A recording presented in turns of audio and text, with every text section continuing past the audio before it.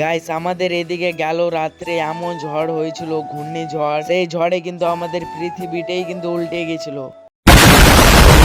হ্যাঁ গাইস, তোমরা কিন্তু ভুল শুনলা, পৃথিবী কিন্তু উল্টায়নি, তাহলে কিন্তু গাছপালা সব উল্টে গেছে। চলো তোমাদেরকে দেখাচ্ছি। তার মধ্যে দেখো গাইস, আমাদের কিন্তু উপর থেকে টালি কিন্তু কত দূর গিয়েছে। এ দেখে তোমরা বুঝতে পারছো কত পাওয়ারফুল কিন্তু আমাদের ঘূর্ণিঝড় এসেছিল।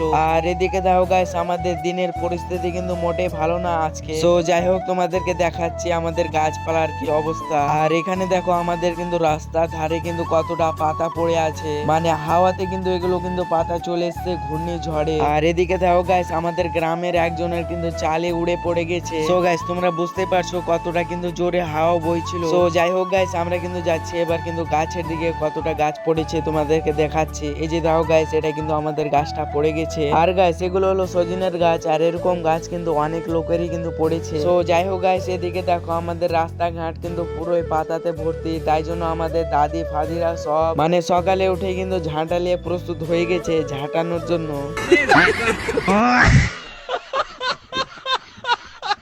না গাইস, এখানে কিন্তু আমাদের আম পাতা জোড়া জোড়া হয়ে গেছে, তাই জন্য কিন্তু ঝাঁটাচ্ছে আম পাতাগুলোকে। তো যাই হোক গাইস, তোমরা বুঝতে পারলা কেন আম পাতাগুলোকে ঝাঁটাচ্ছি। আর এখানে দেখো গাইস, আমাদের এখানে হাওয়া বইছিল পশ্চিমবঙ্গতে আর চলে গেছে উত্তরবঙ্গতে। দেখতে পাচ্ছ গাইস, বানটা সব উদরবিদ। कौन है ये? कहाँ से आते हैं ये?